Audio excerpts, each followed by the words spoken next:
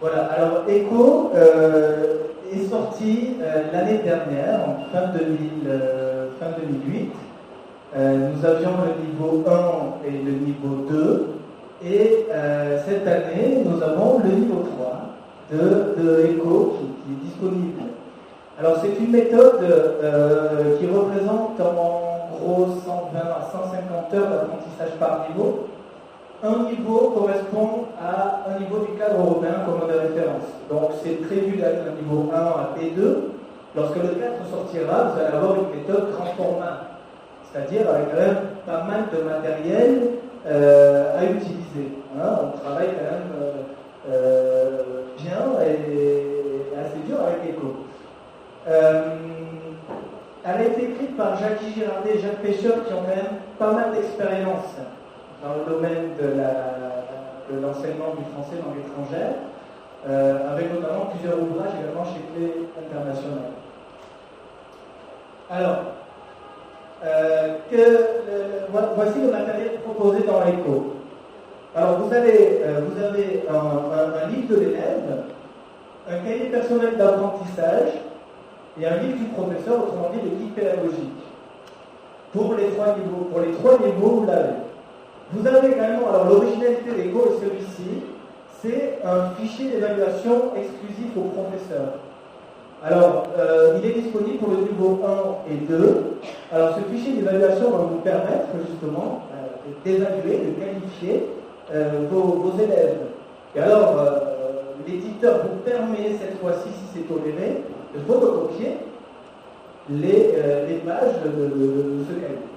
Vous avez également un DVD qui vient de sortir, le DVD ECHO, qui présente une fiction entre deux colocataires, et puis également qui travaille sur des documents authentiques de France 24. Vous savez, France 24, le site, la chaîne télévisée Internet, je crois même qu'il est également accessible en France, je crois. Donc, il y a des documents authentiques également à travailler, vient un cahier pédagogique qui permettra bien évidemment de travailler ces activités-là pour le professeur, et également pour les élèves.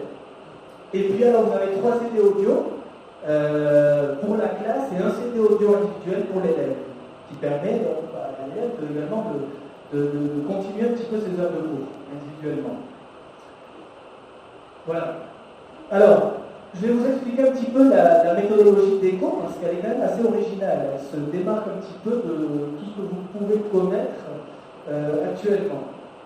En sachant que, bien évidemment, les numéros, le niveau 1, 2, 3 et prochainement 4, ils s'articulent de la même façon.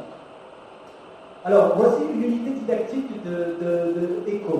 Alors, si vous remarquez bien, l'unité didactique propose, pour commencer, 2 pages qui s'appellent interaction, vous l'avez en haut à droite, et ne propose pas un dialogue classique qui permet de contextualiser la grammaire. Alors ici, vous avez différents documents.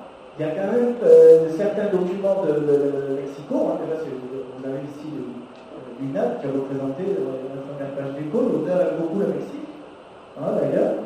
Donc vous allez retrouver pas mal d'articles sur le lexicaux. Alors, ces pages d'interaction proposent dès le départ une communication.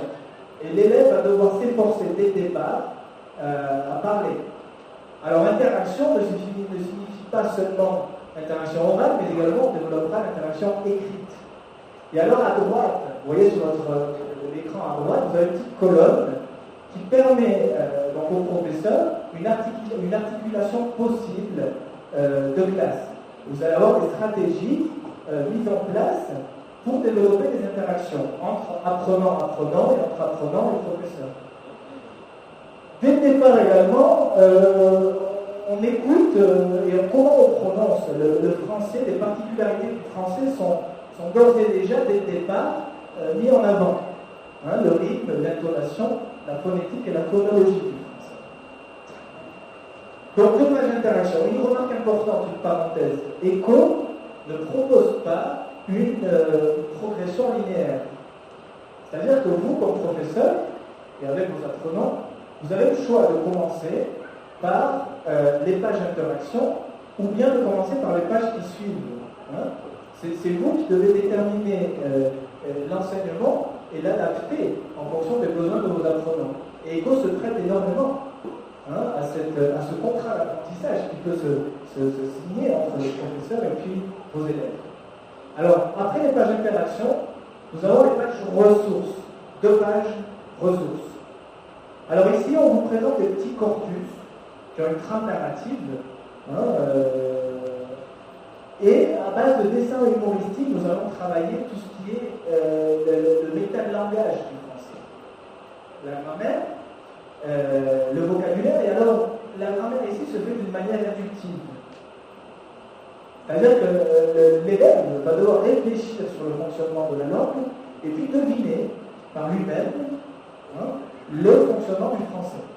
Vous allez en général avoir 2-3 points de présenter dans ces pages ressources. Dans le dernier petit encadré, en bas à droite, vous allez à l'écoute de la grammaire. Alors là également, les particularités du français sont prononcées. Les phonèmes du français, qui sont difficiles également pour les Mexicains, il y a plus de phonèmes en français qu'ils sont nasaux notamment, seront travaillés dans cette partie-là. Important également. Ensuite, vous avez 2 pages simulation. Alors, les pages simulation permettent justement de contextualiser une grammaire qui